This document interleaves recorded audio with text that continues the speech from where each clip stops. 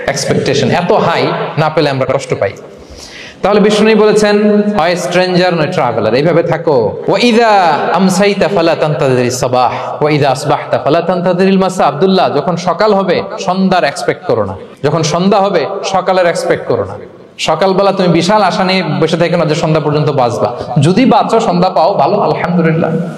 না পাইলে রবের সাথে সাক্ষাতের জন্য রেডি, তাও আলহামদুলিল্লাহ। ঠিক কিনা বলেন? এটা হইতে হবে মাইন্ডসেট।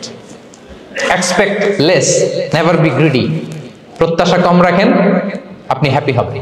কিন্তু আমাদের মধ্যে অনেক এক্সপেকটেশন, যেটা আমাদেরকে কষ্ট দেয়, অসুখী বানায়। আরো লাগবে, আরো লাগবে।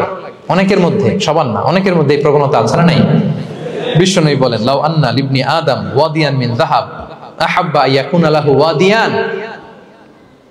প্রত্যেক বনি আদমকে যদি একটা করে স্বর্ণের পাহাড় বানায় দেওয়া হয় বা উপত্যকা বানায় দেওয়া হয়, সে চাবে আরো একটা স্বর্ণের পাহাড়ের মালিক কিভাবে হওয়া যায়। আচ্ছা বলেন তো, একটা স্বর্ণের পাহাড়, এটারে বেচা খাইতে খাইতে আমার 14 পুরুষও খাই শেষ করতে পারবে? আরেকটা দিয়ে আমি কি করব? কিন্তু বিষ্ণু বলেন, অনেকের প্রবণতা আরেকটা চায়।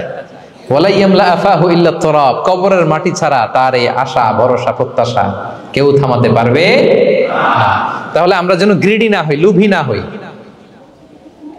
আমাদের এক্সপেকটেশন যেন কম থাকে।